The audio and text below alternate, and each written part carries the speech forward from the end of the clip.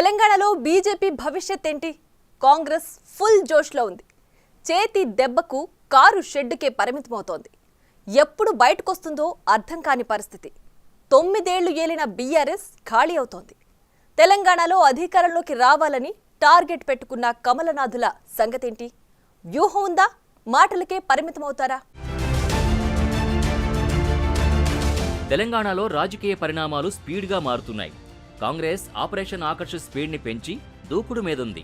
BRS, BJP సహా ఇతర పార్టీల నేతల్ని పార్టీ వైపుకు తిప్పుకోవడంలో హస్తం నేతలు సక్సెస్ అవుతున్నారు. మాజీ స్పీకర్ పోచారం శ్రీనివాసరెడ్డి కాంగ్రెస్ తీర్థం పుచ్చుకున్నారు. రేపో మాపో మరికొంతమంది బీఆర్ఎస్ ఎమ్మెల్యేలు సైతం కాంగ్రెస్ కండువా కప్పుకునేందుకు సిద్ధమవుతున్నారనే టాకు బలంగా వినిపిస్తోంది. దీంతో కాంగ్రెస్ ఆపరేషన్ ఆకర్ష్లో బీజేపీ ముఖ చిత్రం ఏ విధంగా ఉండబోతుందనేది హాట్ టాపిక్గా మారింది. గత అసెంబ్లీ ఎన్నికల్లో మిషన్ 90 లక్ష్యంతో ప్రచారాన్ని వదలగొట్టిన బీజేపీ 90 అసెంబ్లీ స్థానాలు సాధిస్తామని ఒక్కబోర్లా పడింది. పార్లమెంట్ ఎన్నికల్లో మోడీ గ్యారంటీతో డబుల్ డిజిట్ స్థానాలకు లెక్కలేసుకున్న బీజేపీ కొంత లాభపడినప్పటికీ సింగిల్ డిజిట్కే పరిమితం కావాల్సి వచ్చింది. కానీ రాష్ట్రంలో ఎన్నికలు ఎప్పుడొచ్చినా 88 అసెంబ్లీ స్థానాలు గెలుస్తామనే ధీమాతో మేకపోతు గాంభీర్యాన్ని ప్రదర్శిస్తుందనే విమర్శలు వినిపిస్తున్నాయి.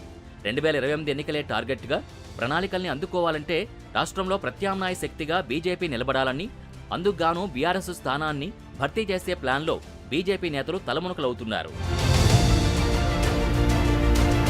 బీఆర్ఎస్ నేతల్ని బీజేపీలోకి తెచ్చుకుని కారు పార్టీని ఖాళీ చేయాలనే కమలం నేతల వ్యూహాలు మాత్రం బెడిసి కొడుతున్నాయి. బీఆర్ఎస్ని వీడుతున్న నేతలంతా కాంగ్రెస్ పార్టీలో చేరేందుకే ఎక్కువగా మొగ్గు చూపుతున్నారు. తక్కువ కాలంలోనే కాంగ్రెస్ ఇచ్చిన హామీల్ని నిలబెట్టుకునేందుకు యత్నించడం, ప్రజల్లో ప్రజాపాలన పట్ల మంచి అభిప్రాయం ఉండడమే అందుకు కారణంగా చెబుతున్నారు. ఈ క్రమంలోనే రాష్ట్రంలో బీఆర్ఎస్ స్థానానికి బీజేపీ రావాలంటే ఆపరేషన్ కమలం స్పీడప్ చేయాలని కేంద్ర మంత్రి కిషన్ రెడ్డి సూచిస్తున్నారు. రాష్ట్రంలో కారు పార్టీని ఖాళీ చేసి బీజేపీ ప్రత్యామ్నాయ శక్తిగా నిలబడుతుందా లేదా అనేది అటుంచితే ఆపరేషన్ లోటస్లోకొచ్చే నేతలు ఎవరున్నారు, ఎవరొస్తారు అనే చర్చ బీజేపీలో జోరుగా సాగుతోంది. గ్రౌండ్ లెవెల్లో పార్టీ బలంగా లేకుండా రాష్ట్రంలో ప్రత్యామ్నాయంగా బీజేపీ ఎలా ఉంటుందనే అభిప్రాయాలు వ్యక్తమవుతున్నాయి. గత అసెంబ్లీ, పార్లమెంట్ ఎన్నికల్లో సైతం ఆపరేషన్ లోటస్ పూర్తిగా విఫలమైందనే విమర్శలు సైతం సొంత నేతల నుంచే రావడం నాయకుల్ని విస్మయానికి గురిచేస్తున్నాయి. ఆపరేషన్ లోటస్కు పడిన నేతలు కూడా ఎక్కువ కాలం పార్టీలో ఇమడలేక తిరిగి సొంత గూటికి వెళ్లడం కమల నేతల్లో కలవరం పుట్టిస్తోంది. ఈ క్రమంలోనే తాజాగా కేంద్ర కేబినెట్లో అవకాశం రాని ప్రస్తుత ఎంపీలు సైతం అసంతృప్తితో ఉన్నారని గుసగుసలు వినిపిస్తున్నాయి. దాంతో ఎవరు ఎప్పుడు బీజేపీ నుంచి జంప్ అవుతారో తెలియని సస్పెన్స్ పార్టీ వర్గాల్లో నెలకొంది. మోడీ హవా తగ్గిందనడానికి మొన్నటి ఎన్నికల్లో మెజార్టీ స్థానాలు రాకపోవడమే అనేది క్లియర్ కట్గా నేతల్ని ఆలోచనలో పడేస్తోందని రాజకీయ విశ్లేషకులు సైతం అభిప్రాయపడుతున్నారు.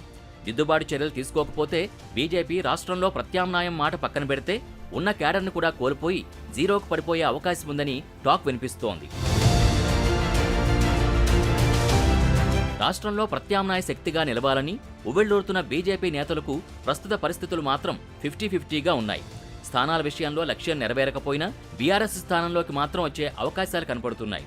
బీఆర్ఎస్ ఖాళీ అయితే రాష్ట్రంలో కాంగ్రెస్ తర్వాత స్థానంలో బీజేపీ ఉంటుంది. ప్రజలు తప్పకుండా బీజేపీ వైపు చూస్తారని ఆశాభావం వ్యక్తం చేస్తున్నారు. రాష్ట్రంలో కాంగ్రెస్, బీఆర్ఎస్ పాలనని చూసిన ప్రజలు బీజేపీకి కూడా పట్టం కడతారని అంచనా వేసుకుంటున్నారు.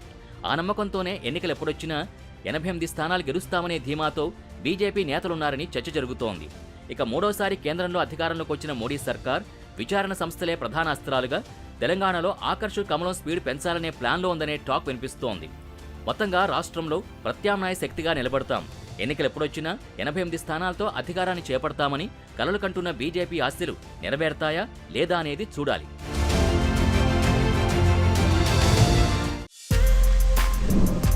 For more videos like this, subscribe Big TV channel.